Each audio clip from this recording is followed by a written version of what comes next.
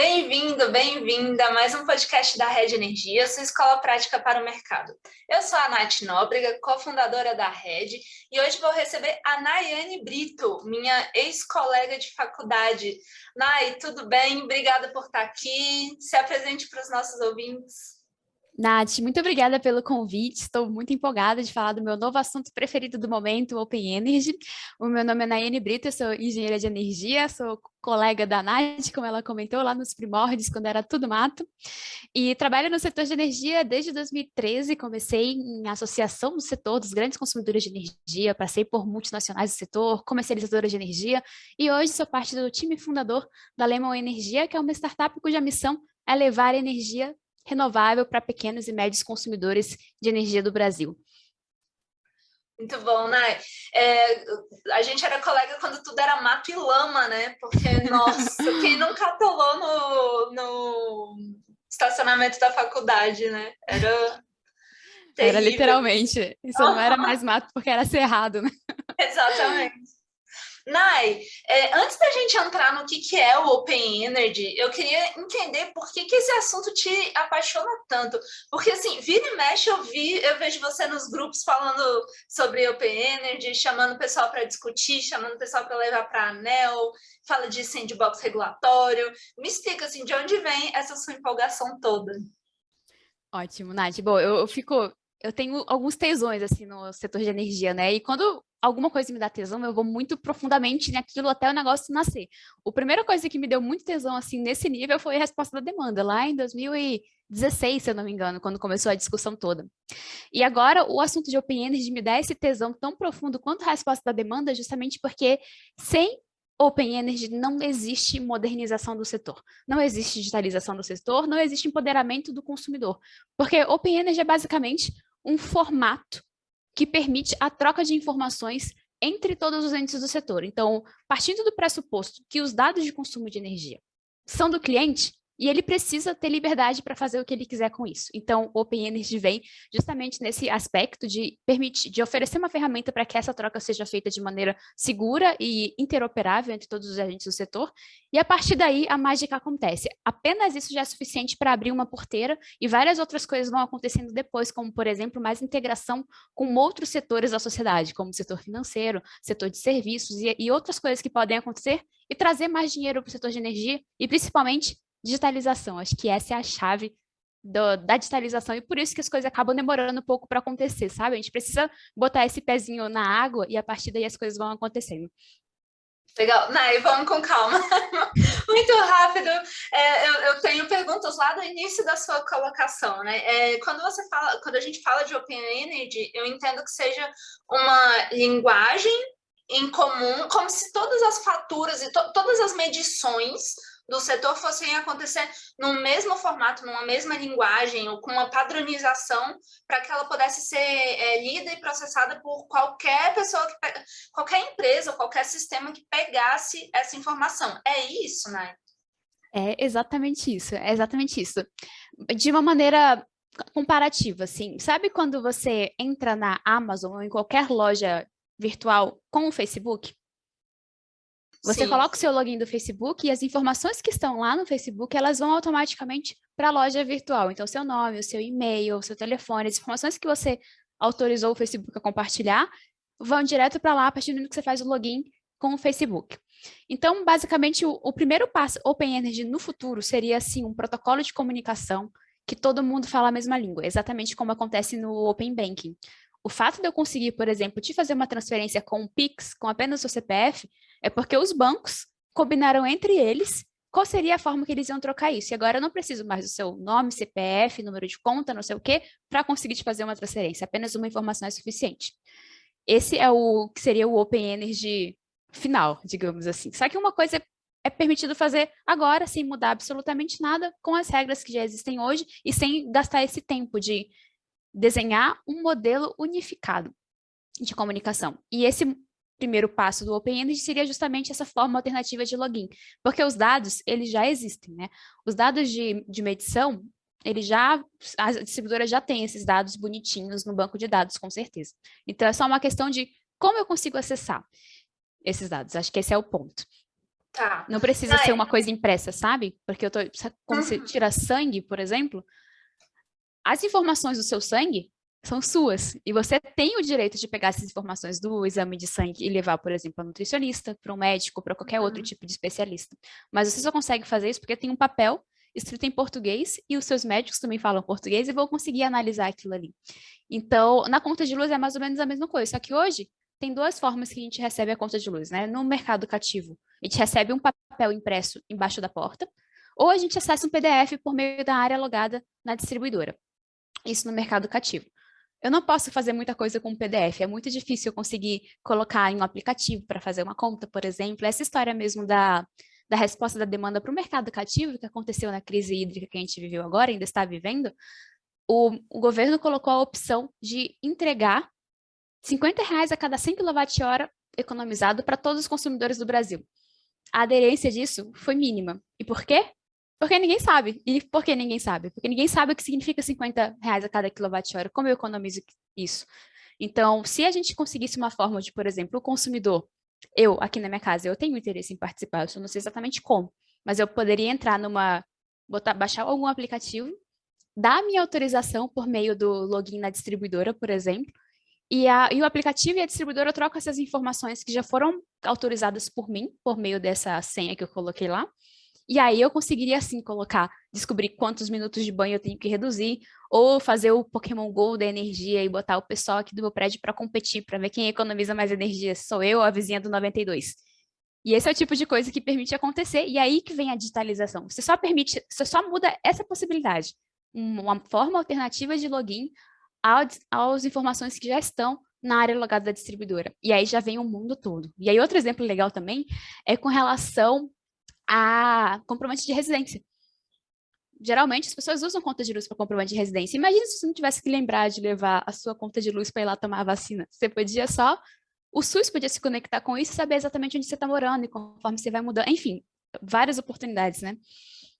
Entendi, não, é legal. Quando eu estava lendo um pouco do assunto para a gente poder conversar aqui, eu separei na minha cabeça de duas formas. Os ganhos que poderiam ocorrer hoje, do ponto de vista tanto do consumidor cativo quanto do consumidor livre, e os ganhos que poderão acontecer quando o mercado abrir para todo mundo. Então, é interessante ver que, ainda com o mercado cativo tão significativo, ainda assim teriam ganhos para esse consumidor, que é justamente poder participar do programa de redução de resposta à demanda, né? Também fazer essa gestão da energia dele de alguma forma ali com os dados mais claros, é isso? O que mais que teria de opção, além dessa questão do comprovante de residência que eu acho maravilhosa? Que mais que teria de Nossa, tem benefício para muita ele? coisa. E assim, acho que a questão mais importante aqui é permitir a integração de outros setores da sociedade. Então, por exemplo, permitir com que haja adiantamento de recebíveis para pequenos negócios com base na conta de luz e quão bom pagador ele é da conta de luz, é uma possibilidade. Outra possibilidade, agora com o home office todo mundo, eu aqui na Lemon, por exemplo, eu gostaria de pagar a conta de luz dos meus funcionários. Mas eu não vou fazer isso porque dá um puta trabalho eu pegar a conta de luz de cada um deles, mandar um boleto, e eu não posso pagar a conta de luz em nome de uma outra pessoa, porque é um problema fiscal. Imagina se eu pudesse colocar por meio de um aplicativo, né, por meio dessa possibilidade de Open Energy, eu conseguir juntar tudo num bolinho só e eu, empresa, pagar a conta de luz dos meus funcionários. Esse é o tipo é a digitalização que permite esse tipo de coisa, porque isso tudo é muito simples. E é um benefício muito mais barato, se você for para pensar, do que um vale alimentação na época que as pessoas comiam fora todos os dias. Então, assim, permitir isso é muito maravilhoso para as distribuidoras também, que elas diminuem a inadimplência e diminuem também o custo de transação. E esse custo de transação ele é muito importante, porque muitos dos clientes cativos, principalmente, ainda pagam a conta de luz na lotérica. Você vai andar aí na rua, você vai ver que a fila da lotérica não é pequena e a galera vai com um bolinho de conta para pagar assim. O custo de transação disso é alto. O valor que a lotérica cobra da empresa que está recebendo o pagamento para receber a conta de luz, por exemplo, por lá, é alto, é um valor significativo para as distribuidoras. A possibilidade de outra pessoa pagar essa conta, isso estimula até a digitalização do pagamento. Então, isso é só as coisas óbvias, né? Ainda vai vir outras milhões de coisas com outros setores de energia não só da energia, né? Setor financeiro, setor de serviços, enfim, muita coisa pode acontecer e nem é óbvio, assim, é muita coisa mesmo. Nai, e você tocou num ponto interessante, as distribuidoras, o que falta para poder implementar? Você falou, é só uma mudança no login. Se é tão simples, o que está faltando para esse passo ser dado? Está faltando a ANEEL definir prazo? Está faltando a distribuidora ver benefício, fazer cálculo e ver benefício nisso? O que está faltando? Nossa, Nath, eu acho que você foi no ponto nevrálgico da discussão. O que está faltando? Não existe nenhuma limitação regulatória. Os dados são do consumidor, ponto. Como o consumidor pode acessar esses dados, que é a questão aqui, né? Hoje ele acessa por um PDF ou uma conta embaixo da porta, só que a verdade é, existem outras formas de agregar valor para esses dados. Como fazer isso? Então, acho que esse é um ponto importante. Primeiro, as distribuidoras sim precisam encontrar um valor disso, porque não tem por que ela fazer algum esforço se não vai mudar nada para ela. Só que tem um estímulo perverso sobre isso. Porque as distribuidoras, se forem mais eficientes operacionalmente, elas diminuem a tarifa. Então, a conta de luz do consumidor final vai ficar mais barata e a distribuidora, no final do dia, não vai ganhar mais dinheiro com isso. Então, esse é um ponto também muito importante da regulação. Assim, como que a gente consegue estimular a distribuidora para que ela ganhe sim mais dinheiro com isso? E faz todo o sentido do mundo que a distribuidora ganhe mais dinheiro sendo mais eficiente. E isso, por outro lado, é um ciclo virtuoso. A distribuidora fica mais eficiente, ela ganha mais dinheiro com isso e a conta dos consumidores reduz também. Isso só a parte do setor elétrico. Mas quando eu consigo agregar valor por meio dos meus dados de consumo, de conta de luz, e aí ainda tem uma outra frente de valores que também dá para agregar para a sociedade, estimular mais empresas a nascerem a partir disso, e enfim, tem um mundo. Um exemplo que eu queria dar de uma autorregulação que aconteceu foi do Open Delivery, que é basicamente o Open Energy, só que do mundo do delivery. Então, quando começou a pandemia, muitos restaurantes, para sobreviver, começaram a atuar unicamente via entregas. E aí tem o iFood, tem o Rappi, tem um montão de aplicativos de entregas, que são que a gente tem contato, né, a gente pessoa física. Tem, outro lado, os aplicativos de ERP e de CRM, então, assim, basicamente, de emissão de nota fiscal, de pagamento de fornecedor, esses aplicativos. E o aplicativo de CRM também, que é basicamente relacionamento com o consumidor. Então, quem é esses consumidores maiores que compram de monte, qual foi a última vez que eu falei com ele, ele tem algum desconto especial? Enfim, esses 3 aplicativos, eles se relacionam entre si. Quando o restaurante começou a atender Rappi, iFood e um montão de outros aplicativos, ele começou a receber uma questão, assim, como que eu vou priorizar um aplicativo? Como eu vou ver quem é que está mais perto para fazer uma entrega botar o mesmo motoboy para entregar vários pedidos ao mesmo tempo. Então, isso começou a ser uma questão. E o Open Delivery foi uma iniciativa de autorregulação. Então, basicamente, os restaurantes se juntaram, as maquininhas de cartão, algumas dessas grandes empresas como Coca-Cola, Ambev, eles se juntaram para desenhar um protocolo único de comunicação para fazer com que tudo isso aconteça junto. E aí, de novo, a mesma lógica. O cardápio é do restaurante, ele é dono daquilo. Ele pode alterar o cardápio uma única vez e já atualiza em todos os aplicativos. E aí isso facilita muito o processo, né? Então ele consegue aumentar o restaurante do lado dele, consegue aumentar as vendas dele. Os aplicativos dos lados deles conseguem também atrair mais clientes para a base dele, porque o cliente não vai ter que fazer 3 vezes o mesmo cardápio, ele vai fazer uma vez só. E permite com que outras empresas se beneficiem disso também. Por isso que, como patrocinador, teve GetNet, que é aquela maquininha de cartão de crédito, bancos estão participando disso também, porque eles enxergam essa possibilidade. Então, essa é a virada de chave, sabe? E o setor elétrico, eu brinco que a gente é um satélite, assim, tá tudo acontecendo no mundo, a revolução está acontecendo e a gente está aqui, orbitando, né? Apitando de vez em quando, mandando um sinal e recebendo no dia seguinte outra coisa. Mas o Open Bank já é uma realidade. Ele começou em 2015, os primeiros estudos. O Pix, por exemplo, é filho do Open Bank. E isso mudou muito o jeito que a sociedade se relaciona com o dinheiro, digitalizou muita gente, trouxe os serviços bancários para a gente que não tinha até então. Isso facilita muito o processo, sabe? Quanta gente não começou a vender uma miçanga porque consegue receber o dinheiro mais fácil por causa do Pix. Então, a gente precisa colocar, a gente, setor elétrico, precisa colocar o pé no chão e deixar que a modernidade venha. E para isso a gente precisa abrir a cabeça mesmo, sabe? E essa questão, um ponto sempre que vem é com relação à segurança, né, dos dados. E aí a solução disso já existe. Então, assim, o OpenBank usa isso. Os bancos usam isso com quantias enormes, sabe? Então, assim, isso já é... Os protocolos desse troca de informação já são muito conhecidos da internet, sabe? O Facebook, por exemplo, com essa história que eu comentei de fazer login com o Facebook em outras lojas, isso já existe há milhões de anos. Então, esses protocolos de troca de informação, eles já são super conhecidos da internet, então, de quem trabalha com tecnologia em si. Então, isso já é um ponto bem tranquilo. E outra coisa é que hoje, aí já agora indo um pouco do Mercado Livre, no mundo do Mercado Livre que você tinha comentado, né, que é o segundo bloquinho de benefícios. Como funciona, como os consumidores livres, os consumidores industriais têm acesso aos dados dele hoje no setor de energia? Bom, basicamente, o medidor que está lá na porta deles, o que está no Mercado Livre, foi pago pelo próprio consumidor.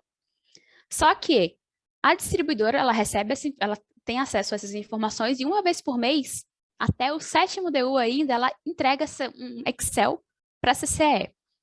E só a partir daí que o consumidor consegue ter acesso aos próprios dados de consumo dele. Só que um consumidor industrial, ele precisa acompanhar isso muito de perto para saber como é que está a eficiência das máquinas dele, quanto é que vai ter que ser o custo do produto que ele está fazendo com base na eficiência e na operação local. Então, o consumidor industrial coloca outro medidor do ladinho, igualzinho ao medidor que tem lá na distribuidora, para ele conseguir ter acesso às informações e também fazer as integrações. Então, por exemplo, quanto de energia eu estou consumindo por hora comparado com o meu gasto de ar comprimido e comparado com a temperatura da minha planta. Isso tudo fica integrado com os medidores próprios, que usam justamente uma língua comum para trocar todas essas informações.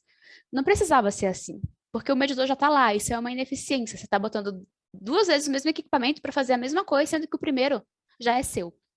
Então, era só uma questão de você conseguir, você, consumidor industrial, conseguir ter acesso ao seu próprio medidor e otimizar os seus próprios gastos internos. Não, é interessante. Voltando um pouquinho na parte ali do que falta, né? Então, aparentemente, falta uma questão de organização. Talvez a ANEEL pudesse puxar essa discussão, né? Estou jogando no colo dela porque foi quem me vê, porque é normalmente quem toca as alterações regulatórias, né? Apesar de não ter uma alteração regulatória, também não sei se seria competência dela, pensando aqui agora, assim, mas falta alguém para puxar, é isso? Aí tem várias soluções, né? O Open Delivery, por exemplo, aconteceu por iniciativa própria e uma autorregulação. Então, eles combinaram, eles quiseram fazer acontecer e eles fizeram. No Open Banking, o Banco Central foi o que puxou a discussão, e ele foi liderando e botando marcos, e botando a galera para conversar, e botando os protocolos, a documentação toda da internet para consulta, enfim. Então, já tem os dois exemplos, né? A autorregulação e a própria agência reguladora financeira, no caso do Banco Central, fazendo isso. E aí, aqui no lado da ANEEL, acho que, assim, como não é necessário mudar nada, porque as informações que o consumidor precisa saber já está na... Melhor, nem é mais 414, né? Ela morreu na resolução 1000. Né? Isso. A resolução 1000 já fala que o consumidor tem que saber quanto foi o consumo dele, o histórico de 12 meses, já tem a lista de assuntos que precisa estar, no mínimo, na conta de luz. E ela fala lá também que tem a necessidade de ter a possibilidade de uma segunda via, só que ela não fala que esses dados precisam ser interoperáveis. E essa palavra, interoperável, é o que muda tudo. Porque, e aí no mundo dos dados, né, a gente fala que um dado, ele precisa ser digitável, assim, ele precisa estar em um formato que as máquinas consigam ler. Então, o PDF é ruim, porque, assim, existem vários robozinhos que leem PDF. Só que qual o problema? Você imprime torto, tem que treinar o robô de novo. Num mês teve bandeira escassez hídrica, é outra palavra, tem que treinar o robô de novo. Então, isso não é eficiente, assim, acaba gerando muito retrabalho. A partir do momento que a conta de luz está em CSV, que é aquele formatinho separado por vírgula, ou em Excel, por exemplo, já muda tudo. Nem é o melhor jeito possível, mas já muda bastante, já permite essas outras soluções. Interessante, Nai. E aí, agora, voltando para o Mercado Livre. Você começou a comentar, né, sobre o consumidor livre, como que é ineficiente essa questão dos dois medidores ali. Então, ele conseguiria ter um ganho de eficiência nisso, não ter que gastar com o segundo medidor, com a manutenção de segundo medidor, troca e tudo. Ele poderia... O que mais que ele ganharia, assim, nesse sentido? Ele conseguiria, por exemplo, permitir que as comercializadoras vissem o perfil de consumo dele e, a partir daí, oferecessem uma modulação de contrato mais aderente à realidade dele. Como que é? Nossa, é legal esse ponto que você trouxe. Sim, né? Mas assim, entra em outro aspecto, que é o sigilo industrial, principalmente. Eles são muito rigorosos com essas informações.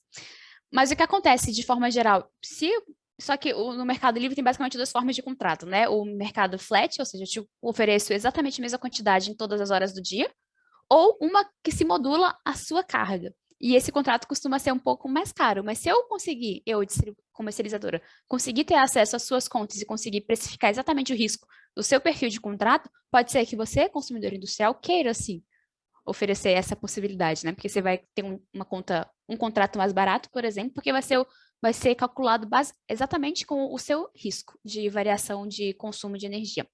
Então, sim, isso é uma possibilidade. Outra possibilidade, e aí nem é do ponto de vista mais do consumidor dentro do medidor para dentro, mas sim do consumidor inserido no mercado de energia. Sabe quando você vai no Buscapé comparar o preço do perfume que você quer comprar? Eles usam eles usam um algoritmo para pegar todos os perfumes. Você sabe o que é o perfume A.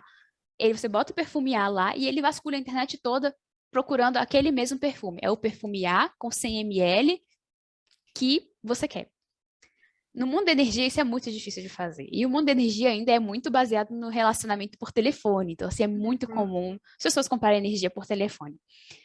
Olha só como você consegue otimizar isso do ponto de vista de consumidor industrial. Você vai lá no Buscapé da energia e lá você consegue comparar todas as opções que existem no mercado, inclusive uns contratos mais diferentões, assim. Então, acho que esse é um ponto crucial também, do ponto de vista do consumidor. E do ponto de vista da comercializadora, é aí que o mundo muda completamente. Porque esses estudos de migração, por exemplo, estudo de modalidade tarifária, tudo isso é feito em planilha Excel hoje em dia. Porque você não consegue acessar o dado de uma maneira melhor. O máximo que você consegue pegar é o Excel que aparece lá na CCE uma vez por mês, que a distribuidora coloca. Se você tivesse uma forma de autorizar a sua comercializadora a acessar os dados direto lá, ia facilitar muito a vida, né, das comercializadoras de forma geral. E um destaque importante de ser feito hoje é que, assim, as comercializadoras hoje, elas já acessam os dados de distribuição dos clientes. Só que com o login e senha do cliente, assim, geralmente. E esse é o pior jeito, assim, de todos os jeitos de compartilhar informação na internet, esse é o pior jeito de todos. E a gente tá careca de ver, né? De vez em quando vaza aí uma planilha da presidência da República com login e senha de todo mundo. Então, assim, esse é o pior jeito de trocar informação na internet. Esse é o jeito que acontece hoje, porque é o que dá, né? É o que tem para hoje. Mas se tivesse o Open Energy, isso ia ficar bem mais eficiente, porque o consumidor ia autorizar por meio do login dele e da senha dele. E é aí que muda o jogo completo. E é isso que faz a diferença, porque aí sim fica no ambiente controlado, aí sim você criptografa entre as duas pontas, e aí sim você tem o controle sobre quem está vendo essa informação de verdade. Nossa, né? É muito interessante. Realmente são muitas vertentes de impacto, né? É muito legal, muito legal. E, Nai, me explica o seguinte, hoje o dado foi medido e ele é do consumidor e ele vai para a distribuidora e a distribuidora ela já tem acesso à curva do consumidor, certo? Sim. Ela concatena no final, né? Por exemplo, aqui em casa a gente recebe uma fatura, o montante de energia usado no mês, não tem uma curva, mas já o consumidor livre ele consegue ver a curva dele e a distribuidora também, certo? Certo. Com a abertura do mercado, a distribuidora tem um privilégio de informação em relação a isso, né?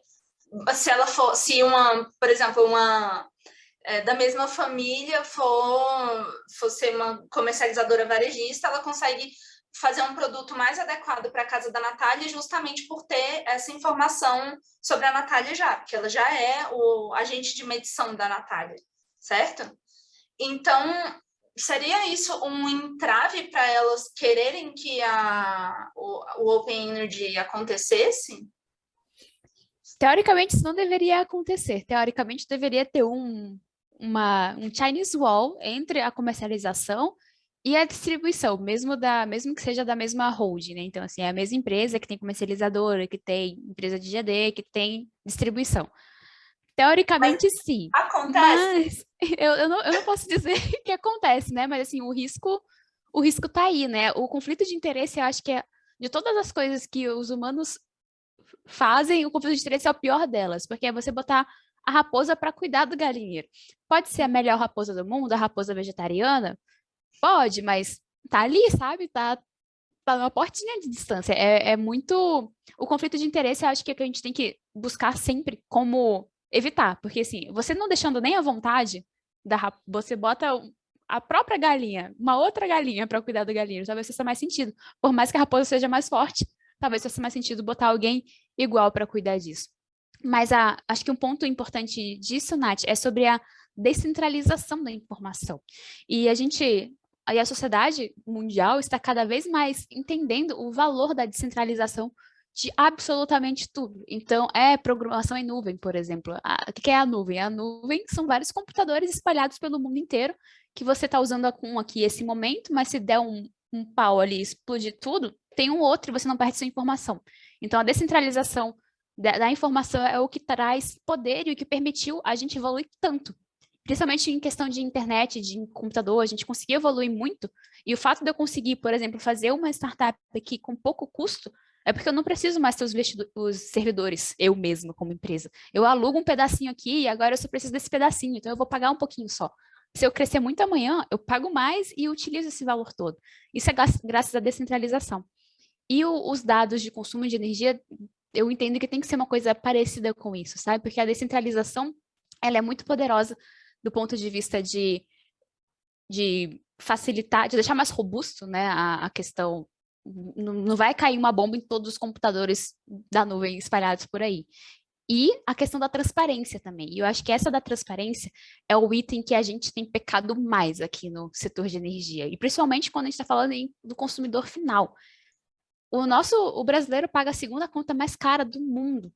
Ele não sabe o que é isso. Ele não sabe o que está incluso naquela conta lá.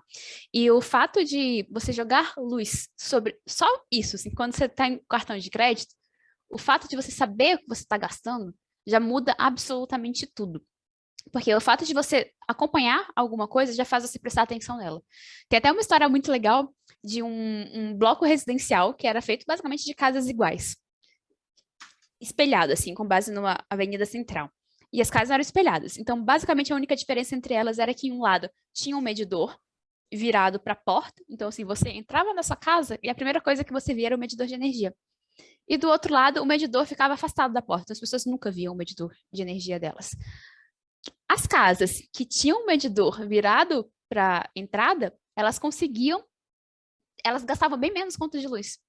E isso não era absolutamente nenhuma diferença. Não tinha diferença de isolamento térmico, não tinha diferença de entrada de luz. A única diferença era que as pessoas acompanhavam o gasto delas. Então, isso é o que a gente chama de consciência energética aqui, né? Você saber o que você está gastando pode fazer, por exemplo, com que haja uma manifestação em Brasília falando: eu não quero pagar auxílio para carvão. A sociedade precisa saber disso. Ela não sabe. E por ela não saber, ela não está incomodada. Agora, quando aumenta 20 centavos na passagem de ônibus, o pessoal vê. Então, incomoda. E aí, eu acho que esse é o tipo de coisa que a consciência energética pode trazer.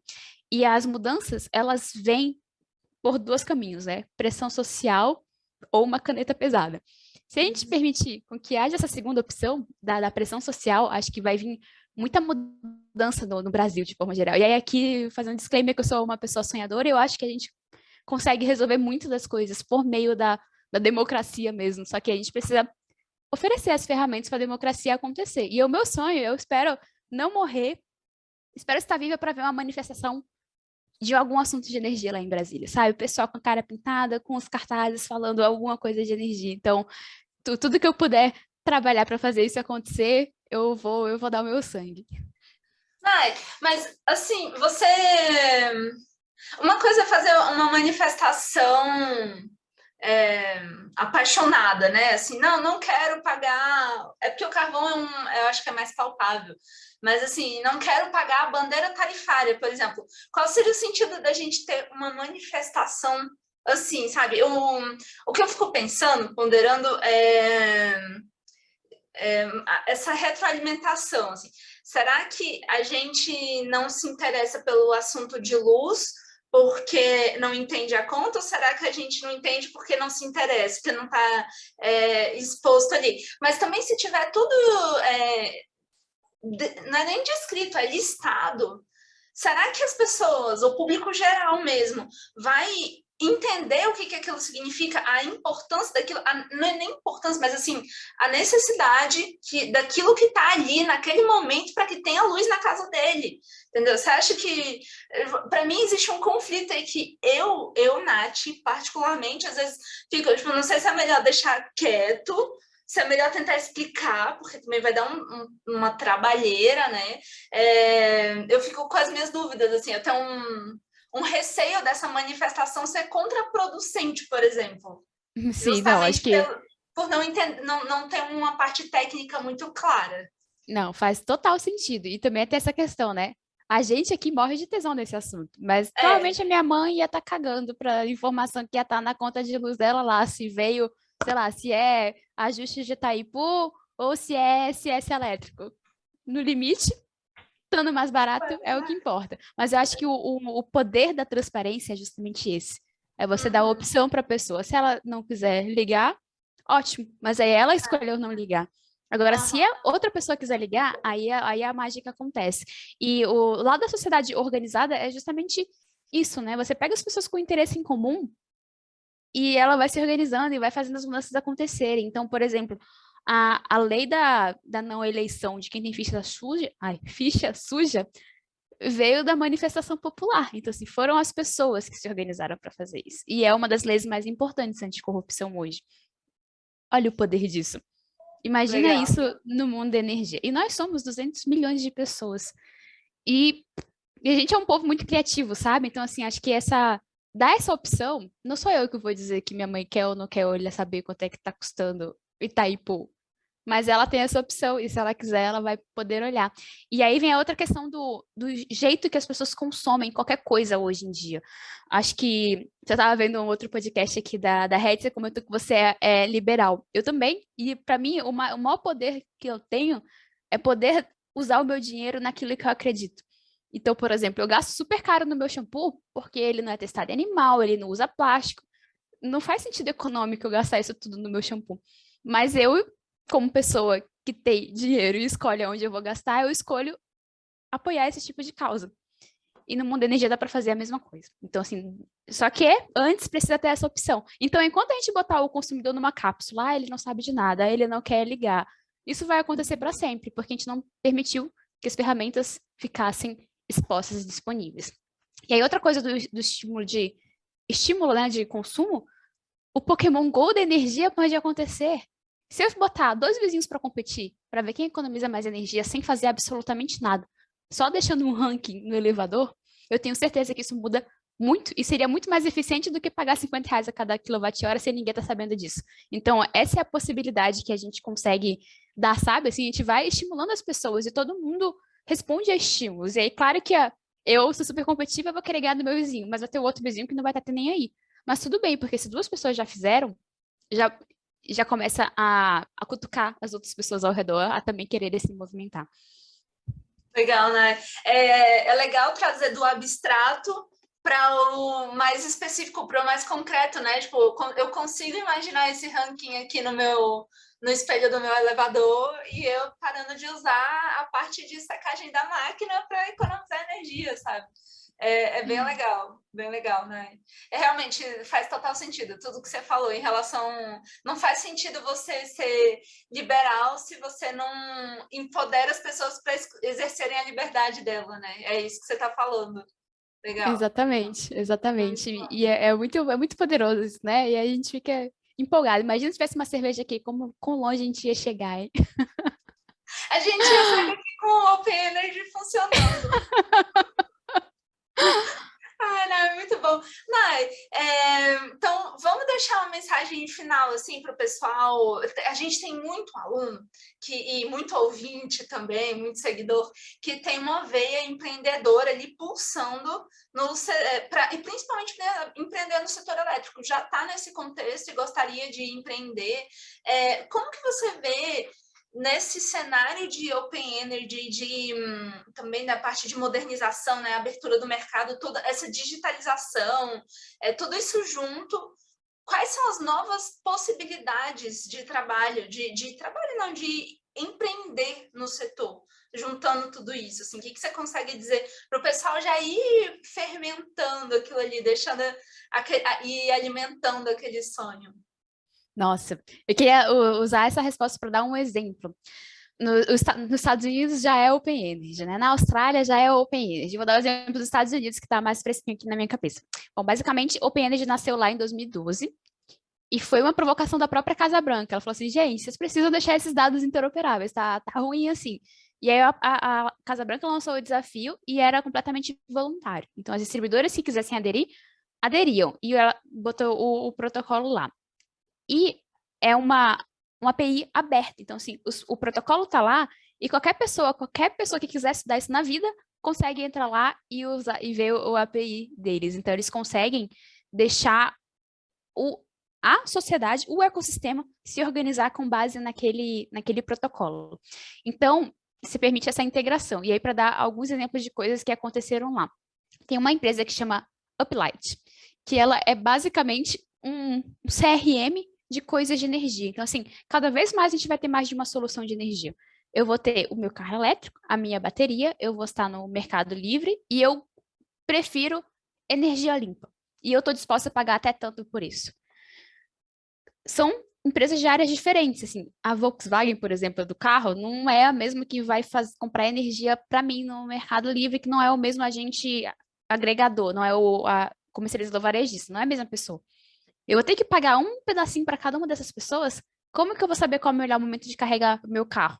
Então, essa Uplight, ela faz isso, ela apenas junta todas as informações e faz meio que um CRM do mundo da energia. Então, eu pago uma conta para a Uplight paga o carro, né, a parte da conta que vai ser o carro, ela paga a energia da compra que eu fiz em si, e ela me entrega só um dashboard bonitinho que eu consigo ver um gráfico pizza quanto que foi a minha integração, enfim, isso é a parte óbvia. Partindo para o segundo momento, ainda com internet das coisas e cada vez mais dispositivos conectados, e aí já indo para um exemplo mais louco ainda, imagina eu estou jogando videogame de terror e o meu videogame está conectado com a minha casa e na hora que aparece o monstro apaga as luzes da minha casa. Deus me livre. Essa funcionalidade eu não quero. Então, esse é o tipo de coisa que dá para acontecer. Outras coisas ainda mais loucas, assim, dá para pensar, por exemplo. Eu sei que geladeiras velhas, elas consomem energia de um formato diferente e a distorção da curva de energia, lembrando que é aquela senoide bonitinha, quando a minha geladeira está velha, ela distorce essa curva. Então, eu consigo ver que a geladeira está velha, que a geladeira está nova. Eu consigo oferecer, por exemplo, Magalu, como exemplo. Magalu consegue oferecer uma geladeira sabendo que a minha tá velha, por exemplo. E aí, por eu saber que a sua geladeira tá velha, eu posso fazer um programa com alguma empresa de eficiência energética, por exemplo, para a empresa de eficiência energética faz o aluguel da geladeira por área gelada. Então, se você não tem mais a geladeira, você tem o serviço de manter os alimentos refrigerados. E aí pronto, você vira uma sociedade completamente voltada para serviços. Então, eu não vou precisar ter nenhum bem físico. Eu preciso ter o quê? Horas de iluminação por dia. Eu preciso ter, sei lá, quilos de alimento gelado. E eu preciso ter horas de TV ligada, por exemplo. Então, é meio que o streaming de tudo. E aí, olha só, é muito revolucionário, né? Tudo que dá para acontecer. E para quem está começando e que tem tesão nesse assunto, só vai, assim, e cutuca anel, toda oportunidade que tiver, qualquer audiência pública que tiver, fale, olha só, tem Open Energy, muito legal esse negócio, vamos mudar o mundo. E começa, em paralelo, a estudar essas questões de protocolo de comunicação, de aplicativo, de comportamento do consumidor, de aonde você tem que estimular o consumidor, de formação de comunidade, enfim.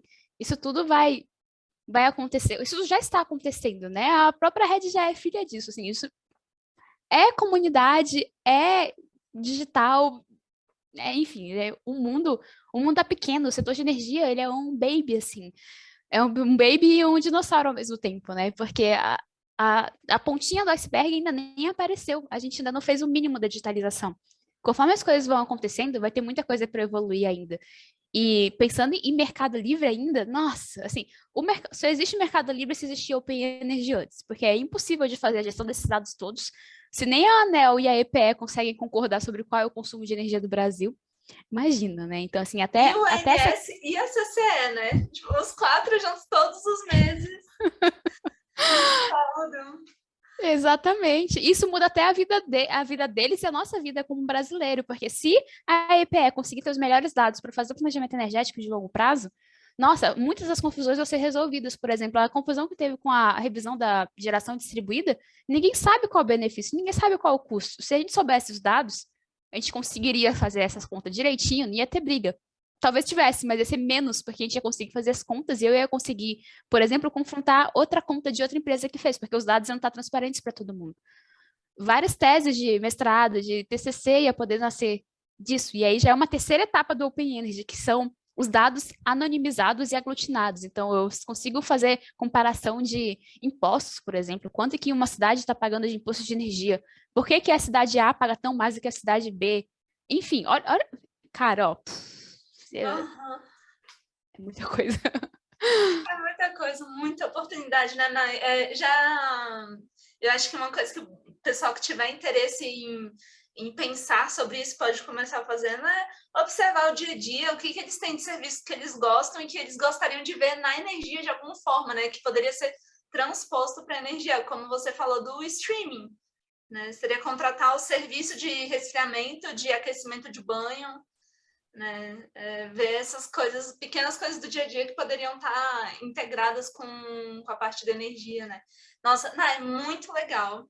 Realmente é de explodir a cabeça, de ter muita ideia. Eu agradeço a sua participação e, bom, espero em breve ver resultados dessa sua empolgação e dessa sua vontade de colocar o Open Energy para funcionar aqui no Brasil. Ai, muito obrigada, Nath, pela oportunidade de novo. Eu sou fã da Rede, estou muito feliz de ter sido convidada para falar de um assunto tão legal e que está tão começando, assim, tá explodindo e é muito bom poder participar disso tudo. Então, vamos mudar o mundo. Eu acredito que a gente tem o poder e a nossa geração que eu digo, são pessoas que estão vivas nessa época na Terra, a gente tem essa missão, porque a gente precisa fazer isso, a gente precisa fazer isso agora, e a gente precisa ter esse tesão, porque é o tesão que move as coisas. Então, vamos nessa. Quem se interessar pelo assunto, pode puxar papo no LinkedIn, que é meu assunto preferido. Quem tiver uma ideia revolucionária também, vamos conversar, porque a gente consegue sim mudar o mundo, a gente precisa falar sobre isso, que é assim que as coisas, assim que as mudanças acontecem. Então, vamos juntos. Muito obrigada. Legal, né? Vamos mandar uma cartinha pro Pepe sobre isso. Eu te ajudo. Eu escrevo. Saudades de mandar cartinha para ele. Ai, muito obrigada. Ouvintes também, muito obrigada e até a próxima.